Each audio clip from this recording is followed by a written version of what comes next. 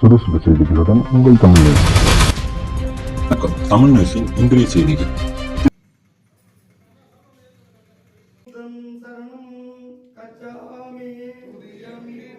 வணக்கம். தமிழ் நியூஸ் சேனலுக்காக செய்தி வாசிப்பது உதயகுமார். திருத்தணியில் உள்ள ஆனந்த புத்த விகாரில் புத்தர் பிறந்தநாள் விழா மற்றும் விசாக பௌர்ணமி வெகு சிறப்பாக நடைபெற்றது. வாருங்கள், இனி விரிவான செய்தியை பார்க்கலாம்.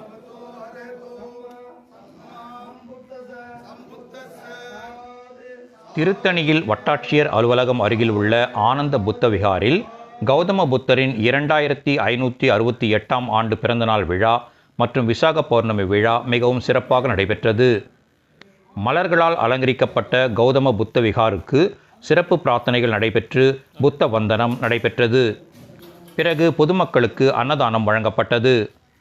திரிசரணம் அறக்கட்டளை சார்பில் நடைபெற்ற நிகழ்ச்சிக்கு இந்த அறக்கட்டளையின் செயலாளர் வழக்கறிஞர் திருநாவுக்கரசு தலைமை தாங்கினார். இந்த புத்த பிறந்தநாள் நிகழ்ச்சியில் சிறப்பு அழைப்பாளராக திருத்தணி வருவாய் கோட்டாட்சியர் தீபா மற்றும் துணை காவல் கண்காணிப்பாளர் விக்னேஷ் தமிழ்மாறன் ஆகியோர் கலந்து கொண்டு ஆனந்த புத்த விகாருக்கு சிறப்பு பிரார்த்தனை செய்தனர். பிறகு பொதுமக்களுக்கு அன்னதானம் வழங்கினர். பின்னர் இவர்கள் புத்தர் குறித்து பல்வேறு கருத்துக்களை பொதுமக்களுக்கு கூறினர். நிகழ்ச்சியில் அறக்கட்டளையின் பொறுப்பாளர்கள் முனிகிருஷ்ணன், தெக்கலூர் முனுசாமி, பொறியாளர் ரமேஷ் பாபு, ஈச்சம்பாடி ரமேஷ், அரக்கோணம் தங்கராஜ், ஆறு கஜேந்திரன், சைமன் சத்யா, சின்னப்பன் பெருமாள் உட்பட ஏராளமான பொதுமக்கள் கலந்து கொண்டு பகவான் புத்தபிரானை தரிசனம் செய்தனர்.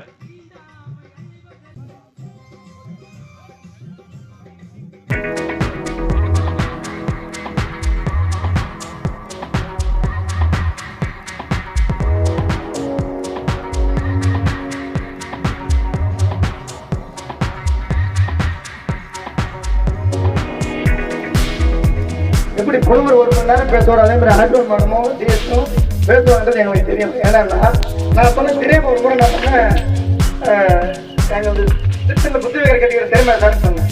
இவங்களுக்கு சீனியர்